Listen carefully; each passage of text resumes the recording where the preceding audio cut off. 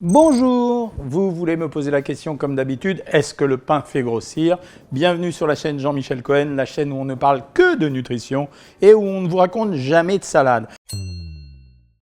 Bah oui, c'est la question qu'on retrouve tout le temps, régime ou pas régime, est-ce que le pain fait grossir? Alors la question, je vous explique d'où elle vient. Elle vient du fait qu'à un moment donné, quand on s'est mis à donner des régimes, régime qui n'est pas un mot maudit, on a dit que les régimes qui contenaient peu de sucre faisaient maigrir plus vite que les autres. Et ça a été démontré, c'est vrai, par une Française en 2004 qui a démontré que si on mangeait moins de 40 grammes d'hydrates de carbone, souvenez-vous, les hydrates de carbone, ça s'appelle aussi des sucres complexes et c'est ce qu'on trouve essentiellement dans le pain, eh bien on obtenait des amaigrissements ultra rapides. Donc il y a eu une mode du régime sans produits qui contiennent des hydrates de carbone. Il y avait donc bien sûr toutes les céréales, c'est-à-dire le blé, l'avoine, etc. Il y avait les pâtes, il y avait le riz et dedans on avait le pain. Donc la réputation du pain qui fait grossir, elle venait de ça. Un peu d'histoire avant que je vous donne la vraie réponse. Le pain, c'est un très très vieux truc. On trouve des traces du pain déjà 3000 avant Jésus-Christ. Et en fait, c'est les Égyptiens qui se rendent compte que quand on mélange de la farine avec l'eau limoneuse du Nil, qui en réalité contient des ferments et donc des micro-organismes qui permettent de donner cette aération au pain, que le pain, sous sa forme traditionnelle, commence à apparaître. Et je n'ai jamais vu quelqu'un distribuer autant de pain à la fois.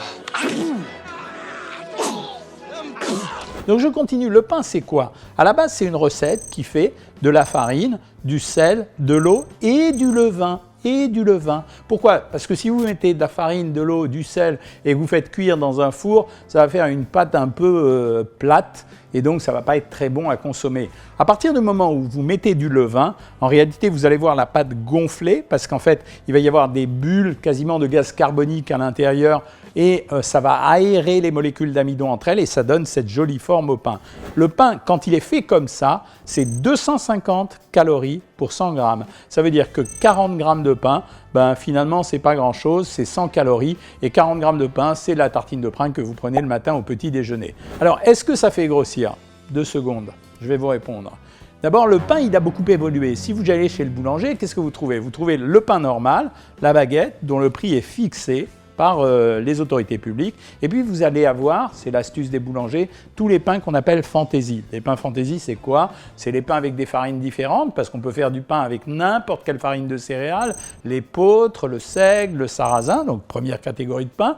Et puis ensuite, vous allez avoir les pains fantaisie. Ça veut dire que vous allez mettre des graines dessus, certains vont mettre des lardons, d'autres du fromage, d'autres des tomates séchées. Tiens, le pain aux olives, d'ailleurs, je voulais vous dire, moi perso, j'adore.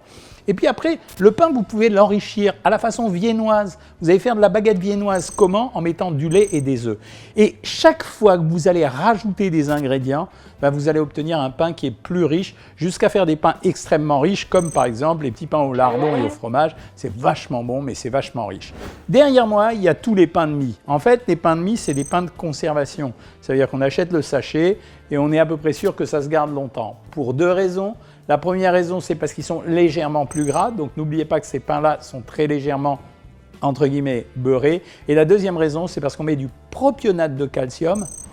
On sait des choses, Du propionate de calcium, qui est un produit qui va non seulement conserver le pain, mais lui donner du moelleux. Alors ces pains-là sont un peu plus riches. Et ce qui fait la nature du pain, c'est la mâche. Quand je prends un pain baguette, je le mâche, il croque, j'ai une sensation de satiété. Donc, bravo les boulangers. Donc on l'a fait venir pour qu'il goûte votre pain. Oh écoutez, tant que vous voulez, moi non plus je crains personne. Vous pouvez taper dedans, il y a que du haut de gamme. Alors j'y vais? Allez-y. Je commence par lequel? Si vous voulez. Quand je prends un pain de mie, c'est un pain qui est moelleux, dont la mâche n'est pas très puissante, dont la sensation ne sera pas très puissante et j'aurais tendance à en prendre plus. Alors en réalité, les gens qui ont un problème, notamment à ma consultation, et qui me disent je prends 3-4 tranches de pain, ces tranches de pain, elles font 40 grammes. On a l'impression d'avoir pas mangé grand-chose, mais en fait ça fait 120 grammes, c'est-à-dire une demi-baguette. Comparez 3 tranches de pain de mie beurré avec une demi-baguette que vous allez beurrer et dites-moi après si vous avez plus faim avec les tranches de pain beurré ou avec la baguette et vous verrez que la baguette, c'est celle qui vous donne le moins faim. Donc la réponse à la question, elle arrive. Le pain ne fait pas grossir. Ça dépendra de 2 choses. 1, la nature du pain que vous allez choisir. Et vraiment, je flatte les boulangers ou les pains qui sont à cuire. Vous savez, les pains pré-cuits qu'on trouve maintenant en supermarché, qu'on peut utiliser le dimanche sans avoir à sortir en maillot de bain dans la rue. Et deuxièmement, les pains que vous allez utiliser, ça veut dire le pain de votre boulanger parce qu'il est beaucoup plus craquant et celui-là, il vous fera moins grossir que les autres. Donc c'est un problème de quantité, 2, un problème de nature de pain. Et je flatte les boulangers, non seulement parce que c'est un vrai savoir-faire, mais en même temps parce que c'est meilleur pour notre santé, c'est plus sain et c'est plus raisonnable. Enfin, je voudrais vous raconter une petite histoire. Les bagarres sur l'alimentation, ça sera pour finir. Ça a existé toujours. Et bien, dans les années 1700, il y a eu une bagarre entre les fabricants de pain, les boulangers, et les cafetiers. Et les cafetiers se sont mis à faire du pain avec de la levure. Or, la législation qu'avait imprimée le roi à l'époque, c'était de faire le pain avec du levain. Et donc, les boulangers ont voulu faire interdire le pain par les cafetiers parce qu'ils utilisaient de la levure au lieu du levain et ils ont gagné les premiers temps. Il a fallu presque 50 ans pour que ça se corrige et aujourd'hui on fait du pain soit avec du levain, soit avec de la levure. Le levain, c'est de l'or en barre. Les boulangers qui ont le meilleur levain sont les boulangers qui font le meilleur pain et dans les boulangeries industrielles, les cuves à levain, quand elles sont de très très bonne qualité, elles valent vraiment très très cher. Voilà, vous savez tout sur le sujet, donc le pain ne fait pas grossir, faites attention, consommez-en, c'est pas mauvais pour votre santé et soyez raisonnable quand même. Si vous avez aimé cette vidéo, vous la likez, vous la partagez et même vous vous abonnez. Et si vous voulez me retrouver pour des conseils personnalisés sur Savoir Maigrir, vous cliquez ici. À bientôt les amis.